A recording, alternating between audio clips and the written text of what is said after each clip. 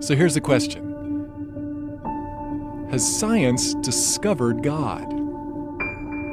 Well, Einstein didn't believe it was possible, but Stephen Hawking said it might be the greatest scientific discovery of all time.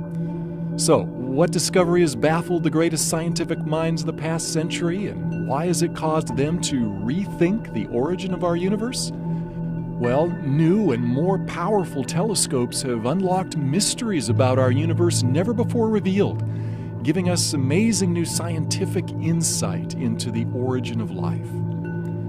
Has science discovered God? But wait a minute. Hasn't science proven we don't need God to explain the universe? What is it about this discovery that is so fundamentally different, and why has it stunned the scientific world? Well, this discovery, along with what molecular biologists have learned about the sophisticated coding within DNA, have many scientists now admitting that the universe and life itself appear to be part of a grand design. One cosmologist put it this way: many scientists, when they admit their views, incline toward the design argument. Surprisingly, many scientists who are now talking about God have no religious belief whatsoever. So, what are these stunning discoveries that have scientists suddenly speaking of God?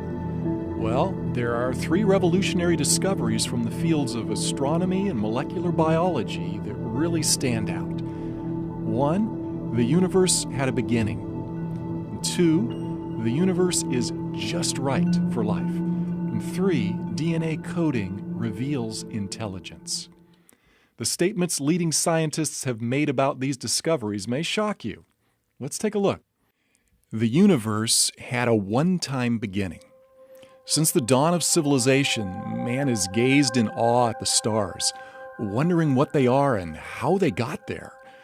Although on a clear night the unaided human eye can see only about 6,000 stars, Hubble and other powerful telescopes reveal there are a billion trillion stars clustered in over 100 billion galaxies.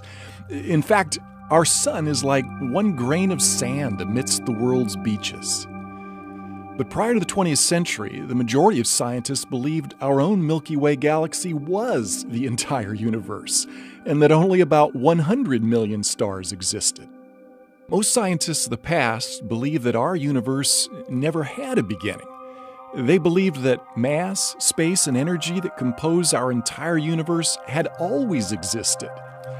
But in the early 20th century, astronomer Edwin Hubble discovered that the universe is expanding. Rewinding the process mathematically, he calculated that everything in the universe, including matter, energy, space, and even time itself, actually had a beginning. Well, shockwaves hit the scientific community. Many scientists, including Einstein, reacted negatively. In what Einstein later called the biggest blunder of my life, he fudged the equations to avoid the implication that the universe had a beginning. Well, perhaps the most vocal adversary of the idea that the universe had a beginning was British astronomer Sir Frederick Hoyle, who sarcastically nicknamed the creation event a Big Bang. He stubbornly held to his steady-state theory that the universe had always existed. Well, so did Einstein and other scientists until the evidence for a beginning became overwhelming.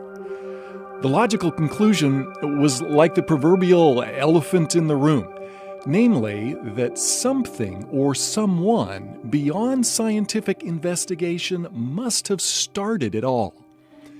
Then finally, in 1992, the COBE satellite experiments proved that the universe really did have a one-time beginning in an incredible flash of light and energy.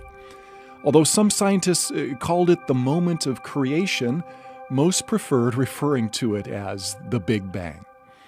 Astronomer Robert Jastrow tries to help us imagine how it all began.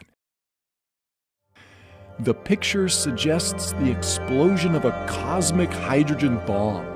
The instant in which the cosmic bomb exploded marked the birth of the universe. So the conclusion is, everything in the universe came from nothing. Science is unable to tell us what or who caused the universe to begin, but some believe it clearly points to a creator. British theorist Edward Milne wrote a mathematical treatise on relativity, which concluded by saying, "As to the first cause of the universe, in the context of expansion, that is left to the reader to insert, but our picture is incomplete without him." Another British scientist, Edmund Whittaker, attributed the beginning of our universe to divine will constituting nature from nothingness. Many scientists were struck by the parallel of a one-time creation event from nothing with the biblical creation account in Genesis 1:1. Prior to this discovery, many scientists regard the biblical account of creation from nothing as unscientific. Although he called himself an agnostic, Robert Jastrow was compelled by the evidence to admit, now we see how the astronomical evidence leads to a biblical view of the origin of the world. Another similar statement came from agnostic George Smoot, the Nobel Prize-winning scientist in charge of the Kobe experiment. He put it like this: "There is no doubt that a parallel exists between the Big Bang as an event and the Christian notion of creation from nothing." Scientists who used to scoff at the Bible's account of creation are now admitting that the biblical concept of creation from nothing has been right all along. Cosmologists who specialize in the study of the universe and its origins soon realized that a chance cosmic explosion could never bring about life any more than a nuclear bomb would, unless it was precisely engineered to do so. And that meant a designer must have planned it. They began using words like super intellect, creator, and even supreme being to describe this designer. Why is this? Because the universe is finely tuned for life. Physicists calculated that for life to exist, gravity and the other laws of physics that govern our universe needed to be intricately tuned just right, or our universe couldn't exist. For instance, did you know that if the expansion rate of the universe had been slightly weaker, gravity would have pulled all matter back into a big crunch? We're not talking about merely a 1 or 2% reduction in the universe's expansion rate. Stephen Hawking writes, "If the rate of expansion 1 second after the Big Bang had been smaller by even 1 part in 100,000 million, the universe would have recollapsed before it ever reached its present size." Well, on the flip side, if the expansion rate had been a mere fraction greater than it was, well, all galaxies, stars, and planets could never have formed, and we wouldn't be here. And for life to exist, the conditions in our solar system and our own planet also need to be just right. For example, we all realize that without an atmosphere of oxygen, none of us would be able to breathe. And without oxygen, water couldn't exist. Without water, there would be no rainfall for our crops. Other elements such as hydrogen, nitrogen, sodium, carbon, calcium, and phosphorus are also essential for life. But that alone is not all that's needed for life to exist. The size, temperature, relative proximity, and chemical makeup of our planet, sun, and moon also need to be just right. And there are dozens of other conditions that needed to be exquisitely fine-tuned, or we wouldn't be here to think about it. Scientists who believe in God may have expected such fine-tuning, but atheists and agnostics were unable to explain the remarkable, quote-unquote, coincidences.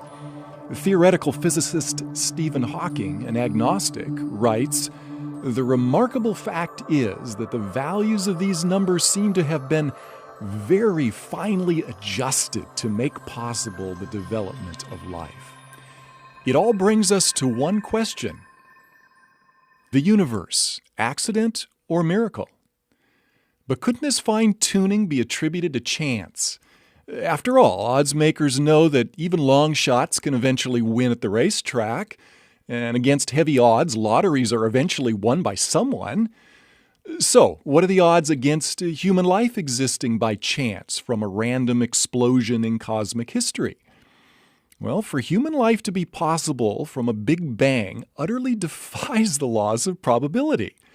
One astronomer calculates the odds at less than one chance in a trillion.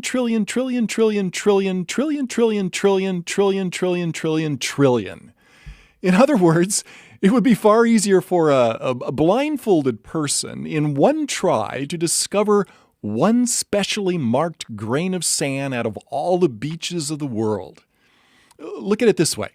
The odds of one random Big Bang producing life as we know it would be like one person winning over 1,000 consecutive Mega Million Dollar lotteries after purchasing only a single ticket for each. Not very likely? Really quite impossible, unless it was fixed by someone behind the scenes, which is what everyone would think. And that is what many scientists are concluding. Someone behind the scenes designed and created the universe. Well, this new understanding of how miraculous human life is in our universe led the agnostic astronomer George Greenstein to ask, is it possible that suddenly, without intending to, we've stumbled upon the scientific proof of the existence of a supreme being? However, as an agnostic, Greenstein maintains his faith in science rather than a creator to ultimately explain our origins.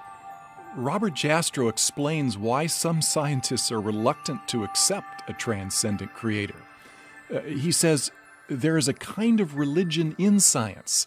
It is the religion of a person who believes there is order and harmony in the universe. This religious faith of the scientists is violated by the discovery that the world had a beginning under conditions in which the known laws of physics are not valid, and as a product of forces or circumstances we cannot discover.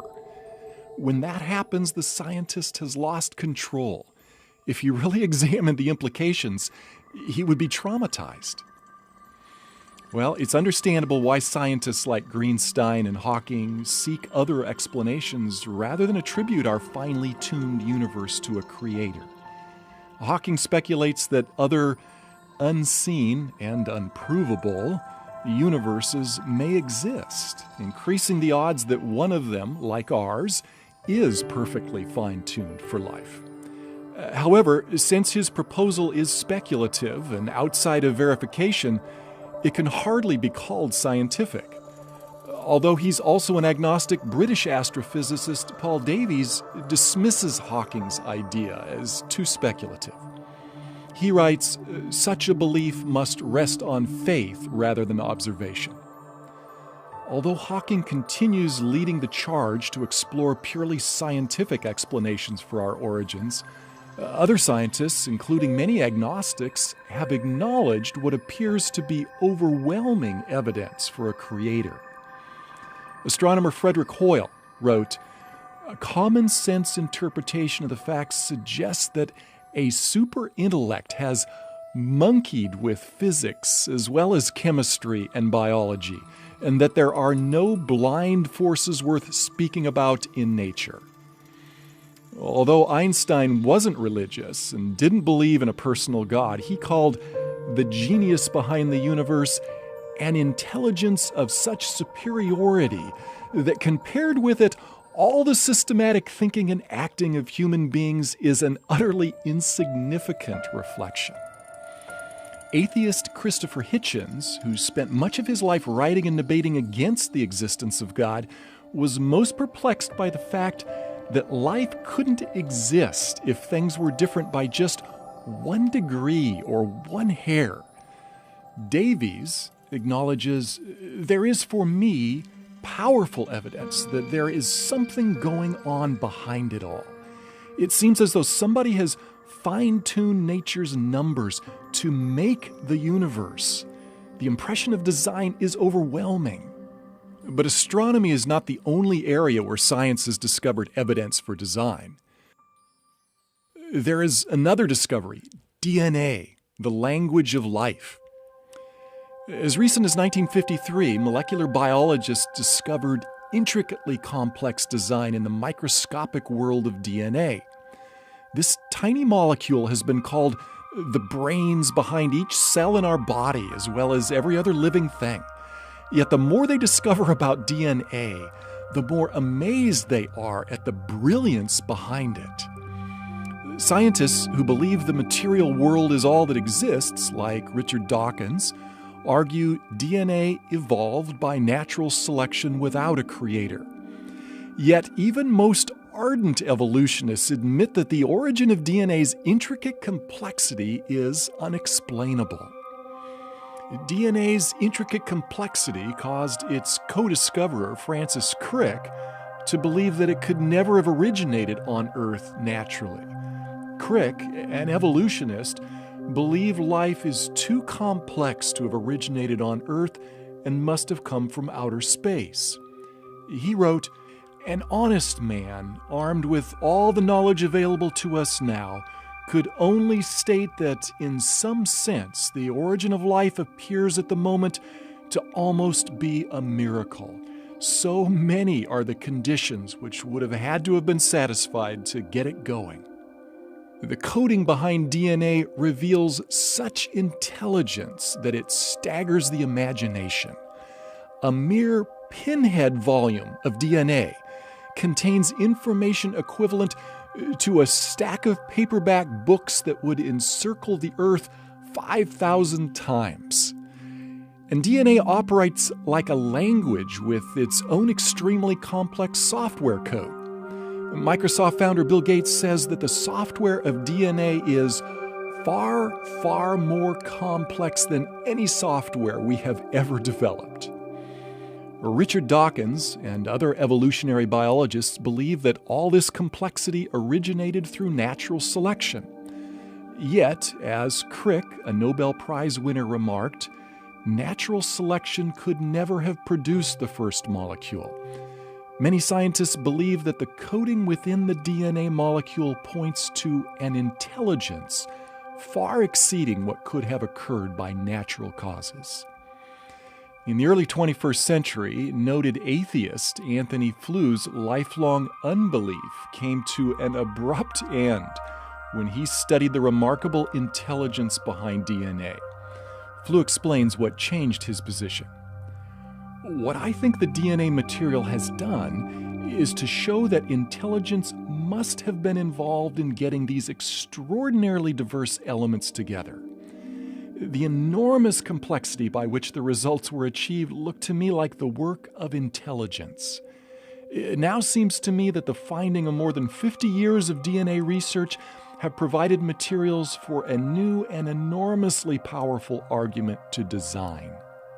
Although Flou was not a Christian, he admitted that the software behind DNA is far too complex to have originated without a designer. All this scientific evidence leads us to honestly consider that life and the universe have the fingerprints of a creator. Are scientists now convinced that a creator has left his fingerprints on the universe? Although many scientists are still bent on squeezing God out of the universe, most recognize the religious implications of these new discoveries. In his book, The Grand Design, Stephen Hawking, who doesn't believe in a personal God, attempts to explain why the universe doesn't need God. Yet when faced with the evidence, even Hawking has also admitted there must be religious overtones. But I think most scientists prefer to shy away from the religious side of it. As an agnostic, world-renowned astronomer Robert Jastrow had no Christian agenda behind his conclusions. However, he freely acknowledges the compelling case for a creator. He writes of the shock and despair experienced by scientists who thought they had squeezed God out of their world. These are his words. "For the scientist who has lived by his faith in the power of reason, the story ends like a bad dream. He has scaled the mountains of ignorance. He's about to conquer the highest peak. And as he pulls himself over the final rock, he is greeted by a band of theologians who have been sitting there for centuries. So, what if, after all, there is a creator? If there is a superintelligent creator, the question arises, what is he like? Is he just some cosmic force like in Star Wars, or is he a personal being like us? Well, since we're personal and relational beings, wouldn't the one who created us also be personal and relational? Many scientists, like Arthur L. Shavlov, professor of physics at Stanford University and winner of the Nobel Prize in Physics, believe that these new discoveries provide compelling evidence for a personal God. He writes, "It seems to me that when confronted with the marvels of life in the universe, one must ask why and not just how. The only possible answers are religious. I find a need for God in the universe and in my own life." If God is personal, and since He has given us the ability to communicate, wouldn't we expect Him to communicate with us and let us know why we are here? Well, as we've seen, science is unable to answer questions about God and the purpose for life. However, since the Bible was right about creation from nothing, might it also be trustworthy regarding God, life, and purpose? 2,000 years ago, a man set foot on our planet who claimed to have the answer to life. Although his time on Earth was brief, his impact changed the world and is still felt today. His name is Jesus Christ. The eyewitnesses to Jesus Christ tell us that He continually demonstrated creative power over nature's laws. They tell us He was wise, humble, and compassionate. He healed the lame, deaf, and blind. He stopped raging storms instantly, created food for the hungry on the spot, turned water into wine at a wedding, and even raised the dead. Not only that, they claimed after His brutal execution that He Himself rose from the dead. They also tell us that Jesus Christ is the one who flung the stars into space, fine-tuned our universe, and created DNA. Could He be the one of whom Einstein unknowingly referred to as the superintelligence behind the universe? Could Jesus Christ be the one of whom Sir Frederick Hoyle unknowingly referred to as having monkeyed with physics, chemistry, and biology? Has the mystery of who is responsible for creating our universe and the intelligence behind DNA been revealed in the following account from the New Testament? Now Christ is the visible expression of the invisible God. He existed before creation began, for it was through Him that everything was made, whether spiritual or material, seen or unseen. Through Him and for Him also were created power and dominion, ownership and authority. In fact, every single thing was created through and for Him. Life from nothing began through Him, and life from the dead began through Him, and He is, therefore, justly called the Lord of all. Jesus spoke with authority about God's love for us and the reason He created us. He said He has a plan for our lives, and that plan centers on a relationship with Him. But for that relationship to be possible, Jesus had to die on the cross for our sins, and it was necessary for Him to rise from the dead so that we too could have life after death. As the Creator, Jesus certainly would have power over life and death, and those closest to Him claim they saw Him alive after He died and was buried for 3 days. If they were wrong, then Christianity's been founded upon a lie.